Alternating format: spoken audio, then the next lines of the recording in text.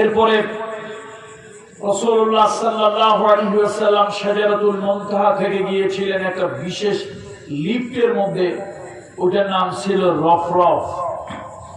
আমি চিন্তা করলাম, আল্লাহ আমার জন্য তো বোরাকো নাই, রফরফও নাই, আমাকে যেই জায়গায় নেওয়া হচ্ছে জানি ফিরে আসবো কিনা আল্লাহই ভালো জানে। অলরেডি আমার ঘড়িতে প্রায় 11টা ছুঁই ছুঁই। তো আপনারা তো মাশাআল্লাহ মাহফিল শেষ করে যার যার ঘরে গিয়ে ঘুমাবেন, কিন্তু আমাদের তো সারা রাত চলে যাবে। আমি মাদারীপুর টেকেরহাট হয়ে ঢাকা যাব, তার মানে কি একটা লং জার্নি। তো খুব লম্বা কথা নয়, আবার একেবারে ফাঁকিও দেব না। গ্রামের মধ্যে মাহফিল, খুব কঠিন কথার প্রয়োজন নেই, গ্রামের মানুষগুলোর যা প্রয়োজন সে বিষয় কথা বলার চেষ্টা করব ইনশাআল্লাহ। এমন কোন বিষয় সাবজেক্ট আমরা কথা বললাম যেগুলো মানুষের কোন উপকারে আসলো না। আর এই ওয়াজ মাহফিলটা কেন? এই ওয়াজ মাহফিল কোন শোডাউনের জন্য নয়, এই ওয়াজ মাহফিল কোন গতানুগতিকতা নয়। এই ওয়াজ মাহফিল গুলো হয় মানুষকে দ্বীনের পথে আহ্বান করার জন্য, মানুষের ঈমান আমলের পরিবর্তন হওয়ার জন্য। আমি এলাকার মুরব্বীদের উদ্দেশ্যে এবং পর্দার মা বোনদের উদ্দেশ্যে বলবো, খুব কঠিন ভাষা আমি কথা বলার চেষ্টা বলবো না ইনশাআল্লাহ, একটু সহজ করেই বলার চেষ্টা করব। ওয়াজ মাহফিল গুলো হলে আপনারা বাধা দিবেন না, সহযোগিতা করবেন। বলে কেন? পৃথিবীর অনেক জনপদ থেকে, সভ্যতা সংস্কৃতি থেকে ইসলাম বিলুপ্ত হয়ে গিয়েছে। বোখারা, তাশখান, সমরখান, বোখারা, উজবেকিস্তান, কাজাকিস্তান, স্পেন, কর্ডোবা, গ্রামোডা, এই সকল অঞ্চলে মুসলমান আপনাদের থেকে, আমাদের থেকে একটু বেশিই ছিল। তাশখান, সমরখান, বোখারা তো এরকম ছিল, এরকম কোন বাড়ি ছিল না যেই বাড়িতে একজন হাফেজে ঘর ছিল না, যে ঘরে একজন হাফেজে কোরআন ছিল না। মানে কোরআন কারীমের 30 পারা মুখস্থ, ঠোঁটস্থ, কণ্ঠস্থ।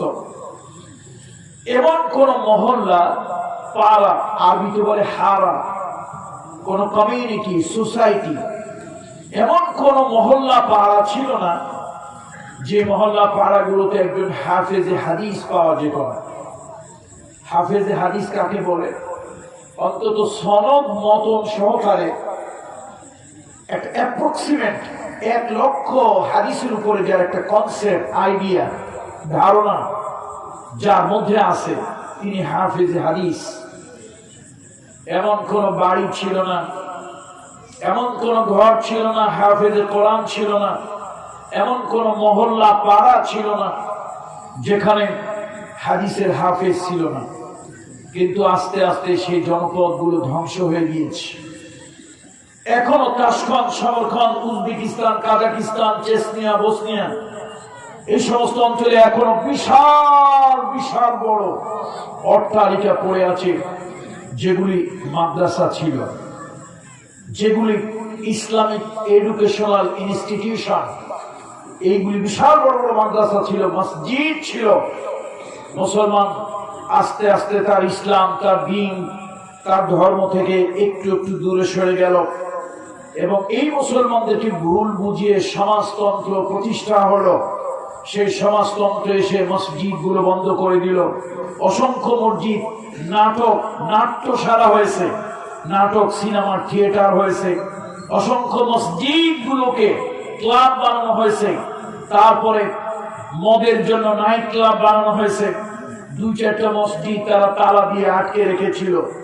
দাদা মৃত্যুর সময় বাবার কাছে চাবি দিয়ে গিয়েছে, বাবা মৃত্যুর সময় ছেলের কাছে চাবি দিয়েছে। এখনো রাশিয়াতে এমন কোন মসজিদ এখনো আছে, টিল নাও, চাবি আছে ছেলের কাছে। অনেক বছর ধরে বন্ধ মসজিদ। জুমার দিনে 2 রাকাত নামাজ পড়ার জন্য একটু সাহস করে মসজিদটা খুলে 2 রাকাত নামাজ পড়ার সাহস তাদের হয় না। দেখুন, স্পেন, কর্ডোবা, গ্রামোডাতে আপনার আমার থেকে ভালো মুসলমান ছিল, শক্ত মুসলমান।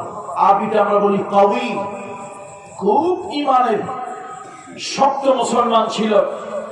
সে স্পেন, কর্ডোবা, সেই জায়গা থেকে আস্তে আস্তে ইসলাম বিলুপ্ত হলো। এমন কোন মসজিদ ছিল না যেই মসজিদের সাথে বিশাল বড় একটা লাইব্রেরি ছিল না।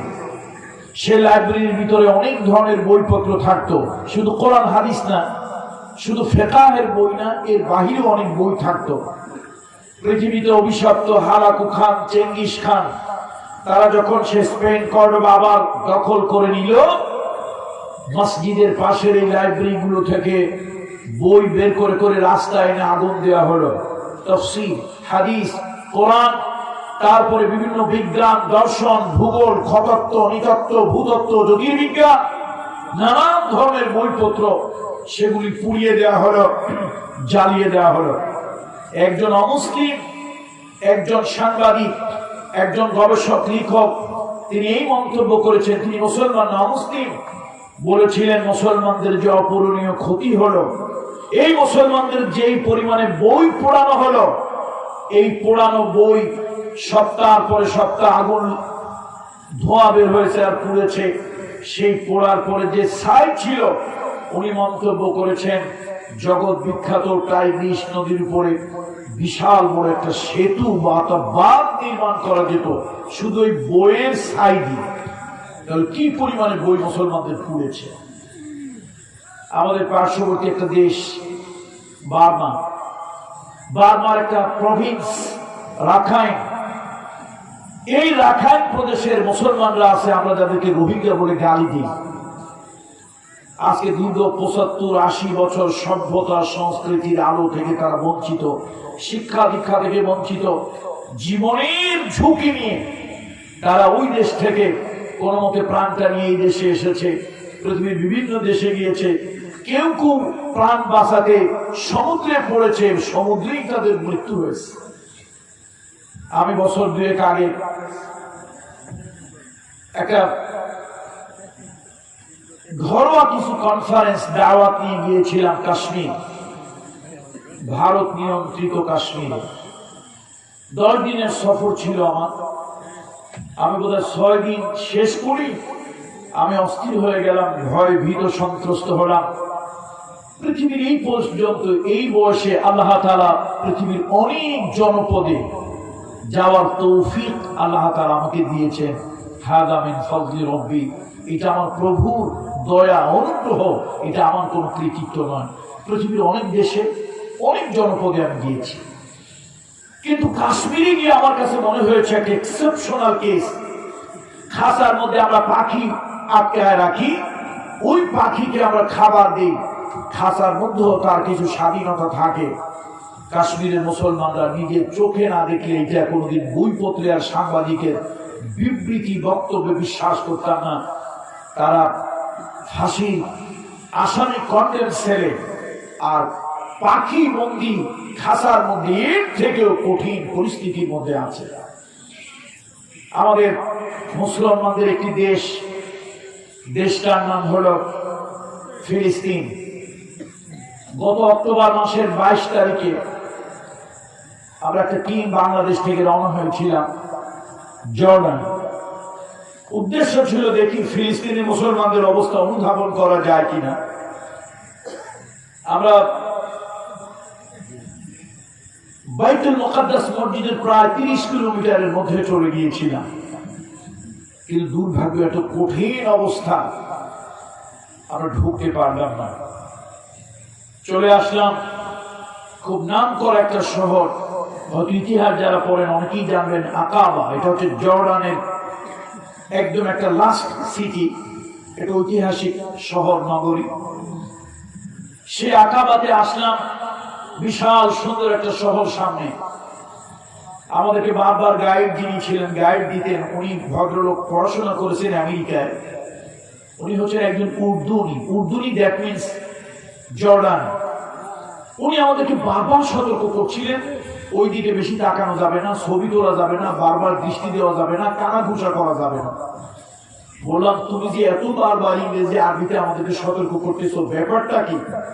বলে, পুরো শহরটা ইসরায়েলের নিয়ন্ত্রণে আছে, কঠিন শক্ত ভাড়ার দিয়ে তারা নিয়ন্ত্রণ করছে। তা আমাদের সমস্যা কি? বললো, এটা ফিলিস্তিনি শহর ছিল, ফিলিস্তিনি মুসলমানদেরকে এখান থেকে তাড়িয়ে বিতাড়িত করে তারা দখল করে নিয়েছে। আর ফিলিস্তিনি মুসলমানদের কি কঠিন অবস্থা তা তো আপনারা জানেন। সারা পৃথিবী জেগে উঠেছে। এই অল্প সময়ের মধ্যে এতগুলো কথা বলার কারণটা হলো, পৃথিবীর বিভিন্ন জনপদে, বিভিন্ন সভ্যতায় ইসলাম বিদায় হয়েছে। আলহামদুলিল্লাহ, আল্লাহ তাআলা শুকরিয়া, এখনো পৃথিবীর যে কোনো জনপদের তুলনায় আমাদের বাংলাদেশি মুসলমানরা আমরা ভালোই আছি, আলহামদুলিল্লাহ। সুতরাং ওয়াজ মাহফিলগুলো, এই দ্বীনি মাহফিলগুলো আপনারা এর মধ্যে হাত দেবেন না প্লিজ। এটা নিয়ে দলাদলি করবেন না। প্রশাসনকে বিনয়ের সাথে অনুরোধ করি, এই ওয়াজ মাহফিলগুলোতে আপনাদের ধারণা যেগুলোতে শুধু রাজনৈতিক কথা হয়, অনেক ভালো ভালো কথা হয়, অনেক ভালো ভালো কথা হয়। আপনারা এগুলি অ্যানালাইসিস করেন না, গবেষণা করেন না।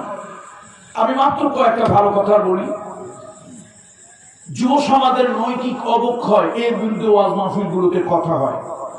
আপনারা হাজার চেষ্টা করে যে মাদকের বিরুদ্ধে লোকদেরকে যে জনমত সৃষ্টি করতে পারেন না, ওয়াজ মাহফিলগুলো এর থেকে বেশি কাজ হয়। ওয়াজ মাহফিলগুলোতে মাতৃদুগ্ধ, অর্থাৎ মার যে দুধ সন্তানের জন্য সব থেকে ব্রেস্ট ফিড, যেটা দুনিয়ার যত খাদ্য আছে সব থেকে দামি এবং উপযোগী খাদ্য হলো সন্তানের জন্য মায়ের বুকের দুধ। এই মায়ের সন্তানের প্রতি লালন পালনের গুরুত্ব কোরআন হাদিস থেকে ওয়াজ মাহফিলগুলোতে বলা হয়। আপনারা পরিবেশকে রক্ষা করার জন্য চেষ্টা করেন। পৃথিবীতে আজকে ঘূর্ণিঝড়, পৃথিবীতে নানা ধরনের পরিবেশের বিপর্যয়। গত বছরের কথা আপনি চিন্তা করেন, গত বছর পৃথিবীতে আমেরিকা সহ বিভিন্ন জায়গায় এত স্নো পড়েছে, বরফ পড়েছে যে মানুষ মারা যাওয়ার উপক্রম। গাড়ি ঘোড়া রাস্তাঘাট সব স্নো পড়ে পুরো বরফ ডিফ্রিজ হয়ে গেছে। আবার পৃথিবীর আরেক জায়গায় এত গরম, সে গরমে গাছপালা শুকাইয়া আগুন ধরে গেছে। দাবানল যাকে বলি, মাইলের পরে মাইল দাবানলে পুড়ে জ্বলে শেষ হয়ে গিয়েছে। একই পৃথিবী, এক জায়গায় গরমে উষ্ণতা সব হয়ে যাচ্ছে, আর এক জায়গায় প্রচন্ড স্নো বরফ করে মনে হচ্ছে যেন গোটাটা একটা ডিপ ফ্রিজ। এই যে পরিবেশের বিপর্যয়, ওয়াজ মাহফিল গুলো পরিবেশের নষ্ট যেন না হয়, অনেক কথা হয়। ওয়াজ মাহফিল গুলোতে মানুষকে নামাজ পড়তে বলা হয়, বড়দেরকে শ্রদ্ধা করা, ছোটদেরকে স্নেহ করা, সত্য কথা বলা, মিথ্যা না বলা, অসংখ্য ভালো কাজ ওয়াজ মাহফিল গুলোতে হয়। কিন্তু আমার দেশের প্রশাসনের মধ্যে কারা মাথা মোটা আছে আল্লাহ জানে। প্রশাসনিক কিছু লোকজন আছে তারা কাঁচের চশমা পরে না, তারা সবসময় লোহার চশমা পরে ঘুরে বেড়ায়, যার কারণে প্রকৃত অবস্থা তারা উপলব্ধি করতে পারে না। তাদের একটা ভয় এবং ধারণা, জুয়া হয়, মদ হয়, ক্যাসিনো হয়, নানান ধরনের উল্টা পাল্টা কাজ হয়। এগুলো নিয়ে প্রশাসনের এত মাথা ব্যথা নাই, যত মাথা ব্যথা প্রশাসনের ওয়াজ মাহফিল নয়। মানে ওয়াজ মাহফিল হইলে যেন পৃথিবী একদম উল্টে গেছে, বাংলাদেশের স্বাধীনতা সার্বভৌমত্ব নষ্ট হয়ে বোধ দেশটা পাকিস্তান হয়ে যাচ্ছে, কিন্তু এই দেশটা যে ভারতের তাবেদারি গোলাম হয়ে যাচ্ছে এ কথা একবার তারা চিন্তা করে। এই জন্য বলি ভাই, ওয়াজ মাহফিল আসলে বিরোধিতা করবেন না প্লিজ। আপনার দল দলের জায়গায় থাকবে, দল মতের বিশেষে। আমাদের অসংখ্য ওয়াজে অমুসলিম ভাইরা পর্যন্ত এসে বসেন। আমার তো মাশাআল্লাহ চিটাগাং, ব্রাহ্মণবাড়িয়া, কুমিল্লা অনেক অঞ্চলে প্রোগ্রাম হয়, যে প্রোগ্রামগুলোতে অমুসলিম ভাইরা, অমুসলিম মায়েরা, বোনেরা তারা আসেন, তারা তন্ময় হয়ে ওয়াজ শোনেন। আমরা যদি ধর্মীয় উগ্রতার কথাই শুধু বলতাম, আমরা যদি সন্ত্রাসবাদের কথাই যদি শুধু বলতাম, আমরা যদি শুধু সাম্প্রদায়িক সম্প্রীতি নষ্ট করার জন্য জারাল পোড়ার কথা যদি বলতাম, তাহলে অন্য ধর্মীয় লোক, অন্য ধর্মের বিশেষ করে হিন্দু সম্প্রদায়ের লোক আমাদের মাহফিলগুলোতে পাশে এসে তন্ময় হয়ে তারা আমাদের কথা মুখ থেকে শুনতো না। থাকে এই জন্য ভাই আসুন, ওয়াজ মাহফিলগুলো দরকার, বেশি বেশি করে দেবেন। বিরোধিতা করবেন না, সহযোগিতা করবেন। বিরোধিতা করবেন না, সহযোগিতা করবেন। আলহামদুলিল্লাহ এই দিনী মাহফিলগুলো আছে বলেই এখন আলহামদুলিল্লাহ সমাজটা কিছুটা হলেও ভালো আছে, কিছুটা হলো কি আছে, ভালো আছে। যদি সমাজের ভিতরে ওয়াজ মাহফিলগুলো না থাকতো, আমি ঢাকা বিশ্ববিদ্যালয়ের একজন প্রাক্তন ছাত্র, বাংলাদেশের একজন সচেতন নাগরিক হিসেবে বলি, আমি পীরজাদা, পীর সাহেব, বক্তা এই পরিচয় বাদ দেন, বাংলাদেশের একজন নাগরিক হিসেবে বলি, যদি ওয়াজ মাহফিলগুলো না থাকতো, ঢাকা বিশ্ববিদ্যালয় প্রাচ্যের অক্সফোর্ড, সেই জায়গায় মেলায় যুবতী নারীর বস্ত্র হনন হয়েছে, যুবতী নারীর কাপড় চোপড় খুলে নিয়ে যাওয়া হয়েছে। বন্ধুরা আমার, ওয়াজ মাহফিল গুলো হয় বলে এখনো মানুষের ভিতরে কিছুটা আল্লাহর ভয় আছে, কিছুটা নবীর প্রতি মহাব্বত আছে, কবরের ভয়, জবাবদিহিতার ভয়, আখিরাতের ভয় আছে। যদি ওয়াজ মাহফিল গুলো না হয়, এই আমরা কিছু আল্লাহর ভাঙা চুরে কিছু গোলাম আপনাদেরকে যদি এরকম দিনের কথা, পরকালের কথা, জাহান্নামের কথা না বলি, আপনাদের দিল থেকে, মুখ থেকে যদি আল্লাহর ভয়, পরকালের ভয়, জাহান্নামের ভয় যদি উঠে যায়, তাহলে তো ঢাকা বিশ্ববিদ্যালয়ের মেলায় বস্ত্র হনন হয়েছে, আপনাদের স্ত্রী আর আপনাদের মেয়েগুলোর বস্ত্র হনন হবে। ভয় নাই, আমরা করবো না, আমরা করবো না এই বস্ত্র হনন, আমরা এত বেয়াদব নই। আপনাদের দলীয় লোকজন আপনাদের মেয়েদের, আপনাদের স্ত্রীদের বস্ত্র হনন করবে, তখন চিৎকার চেঁচামেচি করে কাঁদতেও পারবেন না লজ্জার ভয়ে। এই জন্য আসুন প্লিজ, দিনী মাহফিল গুলো শুনবেন। 2.5 ঘন্টা 3 ঘন্টা একজন বক্তা বক্তব্য রাখে, দেশদ্রোহী, জাতিদ্রোহী কথা বলে না, বরং দেশ জাতির কল্যাণের কথা বলে। আল্লাহ তাআলা আপনাদের সকলকে বুঝ দান করুন, বলেন আল্লাহুম্মা আমিন, আল্লাহুম্মা আমিন। বন্ধুরা আমার, মুরব্বীরা আমার, সারা পৃথিবীর মুসলমান যখন নির্যাতিত, নিগৃহীত, অত্যাচারিত, তখন আজকে আমি কোরআনুল কারীমের ছোট্ট এক টুকরা আয়াতে কারিমা তেলাওয়াত করেছি। আল্লাহ তাআলা বলেছেন, উদখুলু ফিস সিলমি কাফা ওয়া লা তাত্তাবিউ খুতুওয়াতিশ শাইতান। আল্লাহ তাআলা বলেন, ইসলামে প্রবেশ করো।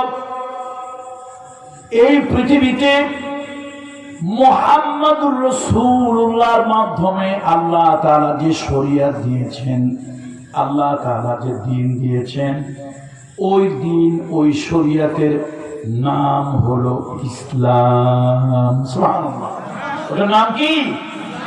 ইসলাম। ইন্নাদ দীনা ইনদাল্লাহি ইসলাম। এই ইসলাম মানুষকে মানুষ বানিয়েছে, মানুষকে সভ্যতা স্বাধীনতা শিখিয়েছে। মুহাম্মদ রাসূলুল্লাহ সাল্লাল্লাহু আলাইহি ওয়াসাল্লাম যে সমাজে এসেছিলেন, সে সমাজটাকে কি বলা হয় একটু বলেন তো আপনারা? আইয়ামে জাহিলিয়াত, জাহিলিয়াতের দিন, the age of ignorance, the days of ignorance, অন্ধকারের যুগ, অসভ্যতার যুগ, বর্বরতার যুগ। সেই অসভ্যতার যুগে, বর্বরতার যুগে মুহাম্মদ রাসূলুল্লাহ সাল্লাল্লাহু আলাইহি ওয়াসাল্লাম মানুষগুলোকে ইসলামের দাওয়াত দিলেন।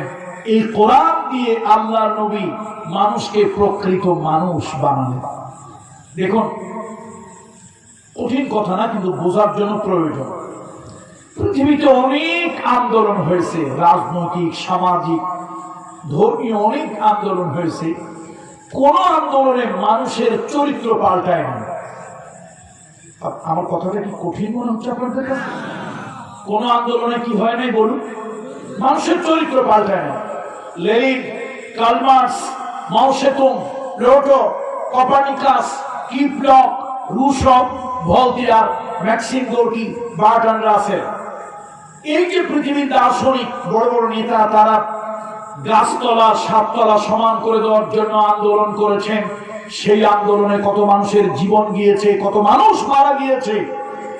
সমাজতন্ত্র কায়েম হয়েছে, পুঁজিবাদ কায়েম হয়েছে, দেশের নাম পরিবর্তন হয়েছে, পতাকা পরিবর্তন হয়েছে, কিন্তু দেশের মানুষের নৈতিক চরিত্রের কোনো পরিবর্তন হয়নি। 1971 সালে হানাদার পাকিস্তানিদের, যারা আমাদের প্রতি জুলুম করেছে, শোষণ করেছে, আমাদের অধিকারকে খর্ব করেছে, মানুষ হিসাবে, নাগরিক হিসাবে আমাদের অধিকার যথাযথ দেয়নি, সে পাকিস্তানিদেরকে হটিয়ে আমরা স্বাধীন সার্বভৌম একটা দেশ পেলাম। এ দেশের মহান স্থপতি বঙ্গবন্ধু শেখ মুজিবুর রহমান, আল্লাহ তাআলা তার প্রতি রহম করুন, জান্নাতে উচ্চ মাকাম দান করুন, দুঃখ করে বলেই ফেললেন, স্বাধীন হলো দেশ, পতাকার পরিবর্তন হলো। আগে পতাকা ছিল একরকম, এখন পতাকা হলো আর এক রকম। আগে ভূখণ্ড ছিল একরকম মানচিত্র, এখন হলো আর এক রকম। আগে শাসন ব্যবস্থা ছিল একরকম, এখন হলো একরকম। আগে দেশের নাম ছিল একরকম, এখন দেশের নাম হলো আর এক রকম। এই যে আন্দোলন, রিভলিউশন, রক্তের বিনিময়, এই আন্দোলনে স্বাধীনতা সার্বভৌমত্ব আমরা পেলাম। তবে মানুষের নৈতিক চরিত্রের কোনো পরিবর্তন এসেছে বলে মনে হয় না। এই জন্য তিনি দুঃখ করে বলেছিলেন, সবাই পেল সোনার খনি, আমি পেলাম চোরের খনি। বন্ধুরা আমার, পৃথিবীতে একটি মাত্র আন্দোলন হয়েছে, মুহাম্মদ রাসূলুল্লাহ করেছিলেন আজ থেকে 1450 বছর আগে, যে আন্দোলনে মানুষের নৈতিক চরিত্র পাল্টেছিল। পর্দার আড়ালে আমার যে সকল মায়েরা আছেন, মা গো, ও আমার গ্রাম অঞ্চলের সহজ সরল মানুষগুলি, দিলের কান দিয়ে কথা শোনো। মুহাম্মদ রাসূলুল্লাহ আইয়ামে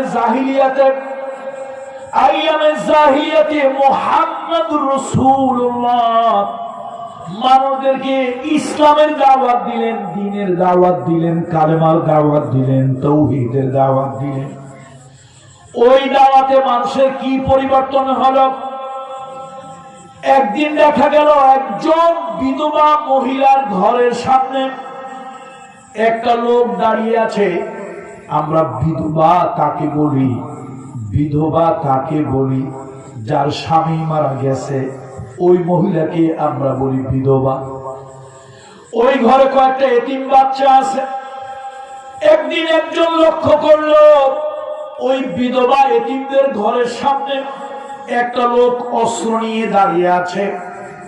ওই লোকটা তাকে জিজ্ঞেস করলো, ভাই এই ঘরের লোকদের ব্যাপারে তুমি কি কিছু জানো? বলে, হ্যাঁ আমি জানি। তুমি কি জানো এই ঘরের মালিকটা কয়েকদিন হলো মারা গিয়েছে, তার স্ত্রীর চোখের পানি এখনো শুকায় নাই, তার বাচ্চা সন্তান এতিম সন্তানগুলোর চোখের পানি এখনো শুকায় নাই, তাদের ঘর থেকে শোকের ছায়া এখনো সরে যায় নাই, এই এতিম বাচ্চাগুলির খাবার কিছুই নাই, এই বিধবা মহিলার ঘরে তেমন কিছু সম্পদ নাই, তুমি অস্ত্র নিয়ে এই বিধবা নারীর ঘরের সামনে দাঁড়িয়ে আছো, তুমি কি চুরি করবে, ডাকাতি করবে? জাহিলি যুগের মানুষের স্বভাব ছিল মাইট ইজ রাইট, জোর যার দেশ তার, জোর যার অধিকার তার, অস্ত্র আছে যার সব কিছু তার, ক্ষমতা আছে যার সব কিছু হলো তার। এটা ছিল জাহিলি যুগের স্লোগান। লোকটাকে বললো, ভাই তুমি কি জানো এই এতিম বাচ্চাগুলির চোখের পানি এখনো শুকায় নাই, এই বিধবা নারীর চোখের পানি এখনো শুকায় নাই, গভীর রাত্রে তুমি অস্ত্র নিয়ে দাঁড়িয়ে আছো, তুমি যদি চুরি করো, ডাকাতি করো, এই ঘরের সম্পদ যদি তুমি নিয়ে যাও, এই বাচ্চাগুলি বিপদে পড়ে যাবে, এই বিধবা নারী আরো কঠিন বিপদে পড়ে যাবে। লোকটা উঠে বলো, তুমি কি আমাদের চেনো? আমি তো ডাকাত না, চোর না, তাহলে তুমি কেন অন্ধকার রাত্রে অস্ত্র নিয়ে দাঁড়িয়ে আছো? বলো, তুমি আমার কি পরিচয় জানো? আমি আখিরি নবী মুহাম্মদুর রাসূলুল্লাহ, আখিরি পয়গম্বর মুহাম্মদুর রাসূলুল্লাহ সাল্লাল্লাহু আলাইহি ওয়াসাল্লাম। আমি ওই নবীর কাছে গিয়ে, ওই নবীর সোহবতে গিয়ে, ওই নবীর সংস্পর্শে গিয়ে আমি তার আদর্শ ভালো লেগেছে, তার ইসলাম ভালো লেগেছে, আমি কালেমা পড়েছি, আমি মুসলমান হয়েছি। ওই নবী আমাকে নসিহা করেছেন, এই জীবন জীবন নয়, এই জীবনের পরে আর একটা জীবন আছে, এই জীবনের হিসাব কিয়ামতে, আখিরাতে, আল্লাহর আদালতে কিয়ামতে দিতে হবে। আমার মনের মধ্যে একটা ভয় ঢুকছে। আমি জীবনভর চুরি করলাম, ডাকাতি করলাম, নিজের গায়ের জোরে, অস্ত্রের জোরে কত মানুষকে জিম্মি করে তার সম্পদ নিয়ে গেলাম। আমার দিলের মধ্যে ভয় জেগেছে, মুহাম্মদ রাসূলুল্লাহ যা বলেছেন, কিয়ামতের দিন আল্লাহর আদালতে যদি দাঁড়াতে হয়, তাহলে আমার তো জীবনের ইতিহাস ভালো না, আমি কি নিয়ে দাঁড়াবো? ও পথিক শুনে নাও, চুরি করার জন্য ওই বিধবার ঘরের সামনে দাঁড়াই নাই। ও পথিক শুনে নাও, আমি ডাকাতি করার জন্য এতিমের ঘরের সামনে গভীর রাত্রে অস্ত্র নিয়ে দাঁড়িয়ে নাই, বরং আমি আমার অপরাধ বোধ, আমার অনুশোচনা বোধ থেকে আমি এই জায়গায় দাঁড়িয়েছি। কিয়ামতে আল্লাহর আদালতে যদি ধরা পড়ে যায়, আমি আল্লাহর আদালতে আল্লাহ তাআলার কাছে বলবো, আল্লাহ আমি যখন মুহাম্মদ রাসূলুল্লাহর কাছে যাই নাই, ইসলাম গ্রহণ করি নাই, আল্লাহ আমি যখন ঈমান আনি নাই, আমি যখন কালেমা পড়ি নাই, আমার যখন পরকালের ভয়, আপনি আল্লাহর ভয় যখন আমার মধ্যে ছিল না, আমি চুরি করেছি, ডাকাতি করেছি, অস্ত্রের জোরে সব অবৈধ কাজ করেছি, আল্লাহ তাআলা আপনার হাবিবের সোহবতে গিয়া আমি যখন দ্বীন ইসলাম গ্রহণ করেছি, আল্লাহ জবাবদিহিতার ভয়ে বিধবার ঘরের সামনে, এতিমের ঘরের সামনে রাত জেগে দাঁড়ায় দাঁড়ায় অস্ত্র নিয়ে পাহারা দিয়েছি। আপনি কি কথা শুনতেছেন? আমার কথা শুনতেছেন? যে মানুষগুলি আগে চুরি করত, ডাকাতি করত, মুহাম্মদ রাসূলুল্লাহ ইসলামের দাওয়াত দিয়েছে। ইসলাম সন্ত্রাসবাদ, জঙ্গিবাদের কথা বলে নাই। ইসলামের কথা শুনলেই আপনাদের এত ভয় কেন? ইসলাম মানুষের চরিত্র গঠনের জন্য আল্লাহ ভয় দিয়েছে, পরকালের ভয় দিয়েছে, জাহান্নামের ভয় দিয়েছে, জবাবদিহিতার ভয় দিয়েছে। মানুষের চরিত্র রেডিক্যাল চেঞ্জ, একটা আমূল পরিবর্তন এসেছে। ভাই, আমি ঢাকা বিশ্ববিদ্যালয় অল্প কিছুদিনের জন্য, যদিও আপনারা পীরজাদা বলেন, লেখেন, অল্প কিছুদিনের জন্য হলো, কিন্তু আমি ঢাকা বিশ্ববিদ্যালয় ক্লাসে অক্সফোর্ড রাষ্ট্রবিজ্ঞান পলিটিক্যাল সায়েন্সের ছাত্র ছিলাম। সুতরাং একেবারে মূর্খ তা নয়, নিজেকে শিক্ষিত দাবি করছি না, মোটামুটি পৃথিবীর অনেক রিভলিউশন, পলিটিক্যাল, সোশ্যাল অনেক রিভলিউশন সম্পর্কে মোটামুটি খোঁজ খবর রাখি। দেখুন, পৃথিবীতে একটি মাত্র জিনিস মানুষকে পাল্টে দিয়েছে, তার নাম ইসলাম। বলেন, তার নাম কি? ইসলাম মানুষকে পাল্টেছে। এই জন্য রাসূলুল্লাহ বলছেন, আপনারা জুমার খুতবায় শুনবেন, এই হাদিসটা বলা হয়, খায়রুল কুরুনি কারনি, খায়রুল কুরুনি কারনি সুম্মাল্লাযীনা ইয়ালুনাহুম সুম্মাল্লাযীনা ইয়ালুনাহুম। সর্বশ্রেষ্ঠ যুগ আমার যুগ। ভাই ভয় পান কেন? আপনি বিএনপি করেন, আওয়ামী লীগ করেন, জাতীয় পার্টি করেন, জাসদ করেন, আপনি আস্তিক, আপনি নাস্তিক, মাহফিলকে এত ভয় কেন পান ভাই? আমরা তো শুধু খারাপ কথা, নেগেটিভ কথা বলি না, পজিটিভ কথা বলি। হয়তো পার্থক্য, আপনি শেখ মুজিবুর রহমান সাহেব, আল্লাহ তার প্রতি রহম করুন, জান্নাত দান করুন, তার আদর্শে এই দেশ চালাতে চান। আপনি হয়তো জিয়াউর রহমান, মুক্তিযোদ্ধা জিয়াউর রহমান, আল্লাহ তার প্রতি রহম করুন, আল্লাহ তাআলা তাকেও জান্নাত দান করুন। আপনি হয়তো MAG ওসমানী, আব্দুল হামিদ খান ভাসানী, সরওয়ার্দী, তাদের আদর্শে দেশ চালাতে চান, মানুষকে শান্তি দিতে চান, আন্দোলন করেন, রিভলিউশন করেন, স্ট্রাগল করেন, জেল খাটেন, জরিমানা দেন, কষ্ট ভোগ করেন। ভাই, আপনি একটা মানুষের আদর্শ বাস্তবায়নের কথা বলেন, আমি একজন মানুষ।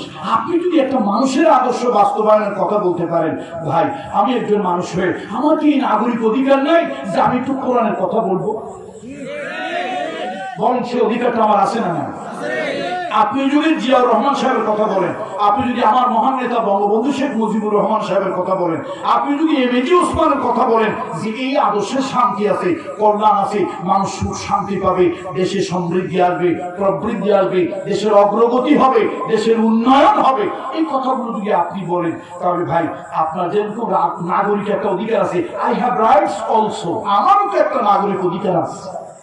তাহলে আপনি যদি আপনার উন্নয়নের কথা বলতে পারেন, কল্যাণের কথা বলতে পারেন, ভাই আমি এমন কি অপরাধ করেছি, আমি একটু কোরআন দিয়ে হাদিস দিয়ে কথা কেন বলতে পারবো না? পৃথিবীতে অমানুষকে মানুষ বানায় ইসলাম, খারাপ মানুষকে মানুষ বানায় ইসলাম, চরিত্রহীন মানুষগুলোকে চরিত্র বানায় ইসলাম, উশৃঙ্খল বেয়াদব যুবকগুলোকে সুশৃঙ্খল এবং মুত্তাকি পরহেজগার বানায় ইসলাম।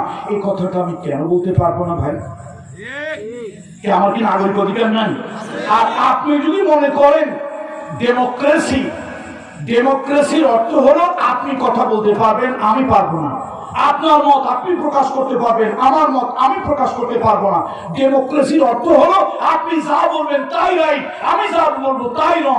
ডেমোক্রেসির অর্থ যদি হয় আপনি যা বলবেন তাই সঠিক, আমি যা বলবো তাই ভুল, এইটার নাম যদি হয় ডেমোক্রেসি। এমন ডেমোক্রেসিকে জোতা পেটা করে বঙ্গোপসাগরে লাথি মেরে নিক্ষেপ করে। আপনার অধিকার আছে ভাই, আমার তো একটু অধিকার আছে, আমি আমার অধিকারটা কেন পাবো না ভাই? আমি তো কোনো মানুষের দিকে ডাকছি না ভাই, আমি তো জঙ্গিবাদ সন্ত্রাসবাদের দিকে ডাকছি না, আমি তো এই কথাকে একবারও বলছি না। আমার একজন হিন্দু মা, তার ধর্ম হিন্দু, আমার হিন্দু মা হাতে শাখা পড়তে পারবেন না। আমি তো একবারও কথা বলি না আমার হিন্দু বোনটা তার হাতে শাখা পড়তে পারবে না, তার কপালে সিঁদুর পড়তে পারবে না, তার ধর্মীয় কালচার সংস্কৃতি সন্ধ্যেবেলায় তার ঠাকুর ঘরে পূজার ঘরে উলুধ্বনি দিতে পারবে না। এই কথা তো আমি একবারও বলি না, একবারও বলি না। আমার রহমতের নবী আদর্শ আমার শেখায় নাই। আমার হিন্দু মা হাজারবার তার ধর্ম, তার বিশ্বাস, তার সংস্কৃতি, সে হাজারবার লক্ষবার হাতে শাখা পড়ুক, কপালে সিঁদুর পড়ুক, তার ধর্ম। সে সন্ধ্যেবেলায় সে সন্ধ্যে প্রদীপ জ্বালা, তার ঠাকুর ঘরে উলুধ্বনি দেখ, এটা তার কালচার, তার ধর্ম। আমি একবারও আল্লাহর কসম নিষেধ করি না, বাধা দেই না। কেউ যদি নিষেধ করে, বাধা দেয়, আমি তাকে বলি তুমি উগ্র, অশালীন এবং জঙ্গিবাদের কাজ করছো, ঠিক করছো না। কিন্তু প্রশ্ন হলো, আমার হিন্দু মা যদি শাখা সিঁদুর পড়তে পারে, উলুধ্বনি দিতে পারে, আমি মুসলমান, আমার জন্মের পরে ডান কানে আযান দেওয়া হয়েছিল বা আযান দেওয়ার বিধান সুন্নাত, আমার বাম কানে ছেলে হই মেয়ে হই, বাম কানে ইকামত দেওয়ার বিধান সুন্নাত, তাহলে আযানের প্রথম শব্দ আল্লাহু আকবার, ইকামতের প্রথম শব্দ আল্লাহু আকবার। আমার মসজিদে আযান হয় আল্লাহু আকবার, মসজিদের আযান হয় আল্লাহু আকবার। যেদিন আমার জীবন শেষ হয়ে যাবে, জানাজার নামাজ পড়ার জন্য ইমাম সাহেব আসবে, আমার সিনা বরাবর দাঁড়িয়ে একটা ঘোষণা দেবে আল্লাহু আকবার। আমার প্রশ্ন হলো, আমার হিন্দু মা শাখা পড়তে পারলো, সিঁদুর পড়তে পারলো, আমার হিন্দু মা সন্ধ্যেবেলায় তার পূজার ঘরে ঠাকুর ঘরে উলুধ্বনি দিতে পারলো, এটা আমি নিষেধ করি না, বাধা দেই না, আমার ইসলামও দেয় নাই, তাহলে আমি নারায়ে তাকবীর স্লোগান দিয়ে তোমার গায়ের মধ্যে এত পড়ে কেন? কেন পড়ে? এইটা যদি তোমার পড়ে তাহলে তোমার জন্য জানাজার নামাজে আল্লাহু আকবার শব্দ নয়, অন্য কোন শব্দের ব্যবহার করা উচিত। এই জন্য আসুন, জাতিরে কত আর ভুল বুঝাবে, জাতিরে কত আর ভুল বুঝাবেন, প্রশাসন আর কত আমাদের উপরে চাপবেন, কত চাপলে ভালো লাগবে? আমরা তো একবারও জঙ্গিবাদের কথা বলি না, সন্ত্রাসবাদের কথা বলি না। আমার অন্তত 1 লক্ষ ভিডিও আপনি পাবেন, বিভিন্ন চ্যানেল থেকে আমার ভিডিও দিয়েছি। সন্ত্রাসবাদ জঙ্গিবাদের বিরুদ্ধে আমি যে কথাগুলো বলেছি, আল্লাহু আকবার, বিশেষ করে কুমিল্লা সাম্প্রদায়িক যে গন্ডগোল হলো, তখন এদেশের সরকার দলীয় যারা এখন যারা ক্ষমতা আছেন তাদের অনেক এমপি, উপজেলা চেয়ারম্যান, গোয়েন্দা সংস্থার অনেক বড় বড় অফিসার কোথা থেকে আমার ফোন নাম্বার কালেক্ট করেছে আল্লাহ জানে, আমাকে বারবার ফোন দিয়ে অ্যাপ্রিসিয়েট করছে, না পীর সাহেব আপনার কথাগুলো এই সময় খুব জরুরি, এই সময় খুব প্রয়োজন, আপনাকে ধন্যবাদ, সাধুবাদ যে আপনি সন্ত্রাসবাদের বিরুদ্ধে, জঙ্গিবাদের বিরুদ্ধে কথা বলেছেন, অন্যান্য ধর্মের মানুষের যে নিরাপত্তা, সাম্প্রদায়িক সম্প্রীতি যে কথা আপনি বলেছেন, ধন্যবাদ। তাহলে প্রশ্ন হলো ভাই, আমরা যদি ধর্মে ধর্মে বিভেদ লাগাতে চাইতাম, মানুষকে গন্ডগোলের মুখে ঠেলে দিতাম, উগ্রতা অশালীনতা যদি বলতাম, তাহলে তো এরকমটি হতো না। দুর্ভাগ্য ভাই, আপনারা কোন রাজ্যে বাস করছেন? আমার মনে হয় আপনারা কানের মধ্যে তুলো দিয়ে, চোখের মধ্যে লোহা বা কাঠের চশমা করে ঘুরে বেড়াচ্ছেন। এই জন্য সত্য আপনারা উপলব্ধি করতে পারেন। আসুন, কার কথা বলবো আজকে বলছিলাম, ভুলে গেছে সবাই। কার কথা বলবো বলছিলাম? ইসলামের কথা। নুরুল ইসলাম, হেফাজত ইসলাম, জামাত ইসলাম, এই কোন ইসলাম না, ইসলামের কথা বলবো। আল্লাহ নবী যে ইসলাম পৃথিবীতে নিয়ে এসেছিল সেই ইসলামের কথা বলবো। আজকে সারা পৃথিবীতে শান্তি, স্বস্তি, কল্যাণ দেওয়া সম্ভব একমাত্র ইসলাম। কি দিয়ে সম্ভব বলুন? ইসলাম দিয়ে সম্ভব। সেই ইসলামের কথা বলবো। উদখুলু ফিস-সিলমি কাফা, উদখুলু ফিস-সিলমি কাফা ওয়া লা তাত্তাবিউ খুতুওয়াতি শাইতান ইন্নাহু লাকুম আদুউম মুবিন। ইতিহাস পড়েন, মদিনায় তখনও কিন্তু পর্দার এত অবতীর্ণ হয় না। আহারে, জাহিলি যুগের মানুষগুলি কত খারাপ ছিল জানেন? ওদের যৌন চাহিদা মেটানোর জন্য কোন নারীকে তাদের চোখে লেগেছে, কোন নারী, সুন্দরী নারীকে চোখে লেগেছে, সে নারী কার মেয়ে, কার বউ, কার মা, এগুলো ওরা দেখতো না। নারীর ইজ্জতের উপরে হামলা করত, সতীত্বের উপরে হামলা করত, এই নারীকে জবরদস্তি করত, তার ইজ্জত, চরিত্র, সতীত্ব হনন করত। মদিনা রাসূলুল্লাহ সাল্লাল্লাহু আলাইহি ওয়াসাল্লাম হিজরত করলেন, মদিনায় একটা নতুন আবহাওয়া চালু হলো। এক সুন্দরী নারী, মা বোনেরা যারা আছেন, মা গো, পর্দারের মায়েরা বোনেরা যারা আছেন, একটু ভালো করে শোনেন। এক সুন্দরী নারী, সে কোথায় যেন যাচ্ছে, সুনয়না, সুদর্শনা, সুন্দরী, ষোড়শী, অষ্টাদশী, রূপবতী নারী। পর্দার যেহেতু হয় নাই, সুতরাং বোরকা তো কখনো আসে নাই, হেজাব তো আসে নাই। নারী হেঁটে যাচ্ছে, হঠাৎ লক্ষ্য করে দেখলো নারী তার পিছনে একজন যুবক তাকে অনুসরণ করতেছে। সুন্দরবনের কাছের মানুষ আপনারা সহজে বুঝবেন, আপনারা সহজে বুঝবেন। সুন্দরবনের কোন হরিণী যদি মনে মনে টের পায় যে তার পিছনে পিছনে একটা বাঘ হাঁটতেছে, কে হাঁটতেছে? আচ্ছা বলেন তো, ওই হরিণীর অবস্থা কি হবে? চঞ্চলা চপলা হরিণী যখন টের পাবে তার পিছনে পিছনে একটা হিংস্র বাঘ তাকে অনুসরণ করে আসতেছে, ওই হরিণী যেরকম কলিজা শুকায় যাবে, হরিণী যেরকম সে নিজের জীবন নিয়ে আশঙ্কা করবে, অনুরূপ ভাবে মদিনায় এক সুন্দরী নারী যেন কোথায় যাচ্ছিল, সন্ধ্যা হয়ে আসছে, একটু একটু আলো, একটু একটু অন্ধকার, এমতো অবস্থায় নারী টের পেল কোন একজন যুবক তাকে অনুসরণ করতেছে ওই বাঘের মতো। মেয়েটার মুখটা ভয়তে শুকায় গেল, বাবা ভয় সে পিছনের দিকে তাকাচ্ছে। পিছন দিক থেকে যুবকটা তাকে ডাক দিল, বোন তুমি ভয় পেও না, ভয় পেও না, ভয়ের কোনো কারণ নাই, তুমি একটা সুন্দরী নারী, তোমার প্রয়োজনে কোথায় যেন তুমি যাচ্ছ। বোন আমি একজন খারাপ মানুষ ছিলাম, জীবনে ভালো কাজ করি নাই, মুহাম্মদ রাসূলুল্লাহ আখিরি নবী মদিনায় এসেছেন, রাসূলুল্লাহ সোহবতে গিয়া তার দরবারে গিয়া ইসলামকে জেনেছি, নবীর কাছে কালেমা পড়েছি। আল্লাহর নবী আমাকে পরকালের ভয়, আখিরাতের ভয়, জবাবদেহিতার ভয় দিয়েছে।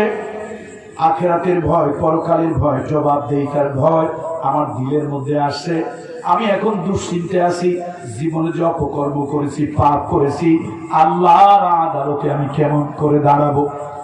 ও বোন, তুমি ভয় পেও না, আমি একজন নবমুসলিম, মুহাম্মদ রাসূলুল্লাহ দরবারে তার সহবতে থাকা একজন নবমুসলিম।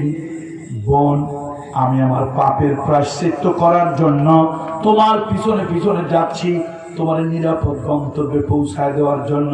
তুমি ভয় পেও না, কিয়ামতে আল্লাহর আদালতে যদি আমার পিছনের পাপের জন্য ধরা পড়ে যায়, আমি আল্লাহ তাআলার আদালতে নিজেকে আল্লাহর কাছে উপস্থাপন করব আর বলবো, আল্লাহ তাআলা যখন পরকালের ভয়, জবাবদিহিতার ভয়, জাহান্নামের ভয় ছিল না, আল্লাহ তাআলা ইজ্জত, নারীর সতীত্ব নষ্ট করেছি, খারাপ কাজ করেছি, অপকর্ম করেছি, আল্লাহ তাআলা আপনার হাবিব মুহাম্মদ রাসূলুল্লাহ তার কাছে গিয়েছি, ইসলাম জেনেছি, নবীর কাছে কালেমা পড়েছি, পরকালের জীবনকে বিশ্বাস করেছি, জাহান্নামকে বিশ্বাস করেছি, আপনার আদালতে দাঁড়াতে হবে সেই ভয় করেছি। আল্লাহ তাআলা আর অপকর্ম কোনো করি নাই, পাপের কাজ আর করি নাই, বরং সুন্দরী যুবতী নারীর চরিত্র পাহারা দিয়ে নিয়ে গিয়েছি। এই যে একটা রেডিক্যাল চেঞ্জ ইসলাম এসে যা করেছে। আল্লাহ, ইসলাম শুধু মুসলমানদের জন্য না। আমি জানি না আপনাদের এলাকায় কোনো মুসলিম কমিউনিটি আছে কিনা, আমি জানি না, আছে কম। ইসলাম শুধু মুসলমানদের জন্য না, অমুসলিমদের জন্য নিয়ামত। ইসলাম সকল মানব গোষ্ঠীর জন্য নিয়ামত। ইসলাম মানবতার কথা বলেছে, ভ্রাতৃত্বের কথা বলেছে। ইসলাম মানুষকে মানুষ বানানোর জন্য তার পরকালীন জীবনের ভয় দিয়েছে। দেখুন, পুলিশের ভয় দিয়ে মানুষের চরিত্র কখনো ভালো বানানো যায় না। বলেন আমাকে, পুলিশের ভয় দিয়ে মানুষের চরিত্র ভালো বানানো যায়? আর্মির ভয় দিয়ে মানুষের চরিত্র ভালো বানানো যায়? দুদুকের ভয় দিয়ে মানুষের চরিত্র ভালো বানানো যায়? পুলিশ দিয়ে যদি মানুষের চরিত্র ভালো বানানো যেত, আমাদের ex IGP, inspector general police Benazir সাহেব, আমরা হুজুর মানুষ, আমরা তো কিরামান কাতিবিন না, গোয়েন্দাও না, এত খোঁজ খবর রাখি না, অন্তত 10টা টেলিভিশন চ্যানেলে বলেছে বাংলাদেশে তিনি এত সম্পদ করেছেন, সম্পদের পাহাড় না, সম্পদের হিমালয় করেছেন অবৈধ পন্থায়। তাহলে পুলিশ যদি দিয়ে মানুষ ভালো বানানো যেত, আইজিপির নিজের চরিত্রটাই তো ভালো হতো। এদেশের একটা নাম করা পত্রিকা প্রথম আলো, যুগান্তর, ভোরের কাগজ, আমরা দেখলাম দুর্নীতির দায়ে দুদকের ঊর্ধ্বতন কর্মকর্তা বহিষ্কৃত। তাহলে বোঝা গেল দুদক দিয়ে মানুষের চরিত্র ভালো হয় না। মানুষের চরিত্র যদি ভালো বানাতে চান, ভাই আসুন, ইসলাম কি করেছে? ইসলাম আল্লাহর ভয়, পরকালের ভয়, জাহান্নামের ভয়, জবাবদিহিতার ভয় দিয়েছে। একটা মানুষ ডাকাত হোক, চোর হোক, নেশাখোর হোক, খুনি হোক, ওই মানুষটা জেহেনের ভিতরে, কলবের ভিতরে যদি আল্লাহর ভয় ঢুকিয়ে দিতে পারেন, আল্লাহর ভয় যদি ঢুকিয়ে দিতে পারেন, তার মস্তিষ্কের ভিতরে, কলবের ভিতরে জবাবদিহিতার ভয় যদি ঢুকিয়ে দিতে পারেন, পরকালের ভয় যদি ঢুকিয়ে দিতে পারেন, অন্ধকার রাতে পিটাইয়া তাকে দিয়ে কোনো পাপের কাজ, অনৈতিক কাজ, গুনার কাজ করাতে পারবেন না। এই জন্য মানুষ জেল দিয়ে ভালো হয় না। ওই যে লোকেরা ঠাট্টা করে বলে, শেষরা চোর জেলে গেলে পাকা চোর হয়, পাকা চোর জেলে গেলে দাগি চোর, ডাকাত হয়, ডাকাত জেলে গেলে আরো বড় হয়। জেল মানুষকে চরিত্র ভালো বানায় না। সাময়িক জেলকে বলা হয় জীবন্ত মানুষের কবর। জেলকে কি বলা হয় বলেন তো? জিন্দা মানুষের গোরস্থান, এটার নাম জেল। সুতরাং জেল মানুষের নৈতিক চরিত্র পাল্টায় না। আসুন, মানুষের নৈতিক চরিত্র ইসলাম পাল্টায়। ইসলাম আল্লাহর ভয় দেয়, পরকালে ভয় দেয়, জবাবদিহিতার ভয় দেয়। সাইয়েদুনা ওমর 30 লক্ষ বর্গমাইল এরিয়ার প্রেসিডেন্ট। সাইয়েদুনা ওমর রাতের বেলা ঘুরে বেড়াচ্ছেন, সকালবেলা তিনি একটা রাস্তা দিয়ে যাচ্ছেন, উদ্দেশ্য হলো একটু গোপনে কোথাও আত্মগোপন করে থাকবেন, অথবা এই এলাকার মানুষের কি অবস্থা গোপনে খোঁজ খবর নিবেন। শুনতেছে একটা কুড়ে ঘর, একটা ভাঙাচুরা ঘর, ওই ঘর থেকে কেমন আওয়াজ আসতেছে। সাইয়েদনা ওমর ওই ঘরের কাছে গিয়ে একটু দাঁড়ালেন, কান পেতে শুনলেন। এই খবরদার, আমার আবার এই ওয়াজ শুনে আপনারা কারো ঘরের সামনে গিয়ে একটু কান পাতবেন না, এটা কিন্তু জায়েজ নাই, হারাম। 49 নম্বর সূরা। হুজুর তো ওয়াজ করছে, ওই এক হুজুর ওয়াজ করছিল, কোন নারীর উপরে চোখ পড়লে একবার দেখা এক দৃষ্টি জায়েজ, আর জায়েজ না।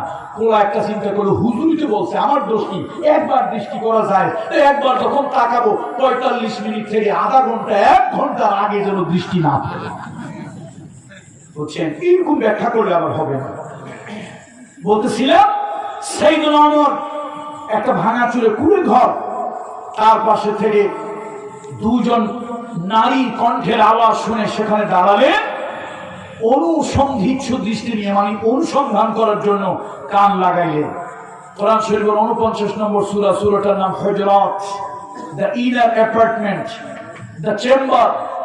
এই 49 নম্বর সূরার ভিতরে আল্লাহ তাআলা কিছু সামাজিক বিধিবিধান দিয়েছে। আল্লাহ স্পষ্ট ডাইরেক্ট বলে দিয়েছে, খবরদার কারো ঘরের বেড়ার ছিদ্র দিয়ে চোখ লাগাবে না, কারো গোপন শোনার জন্য কান লাগাবে না, সমাজে অশান্ত সৃষ্টি করার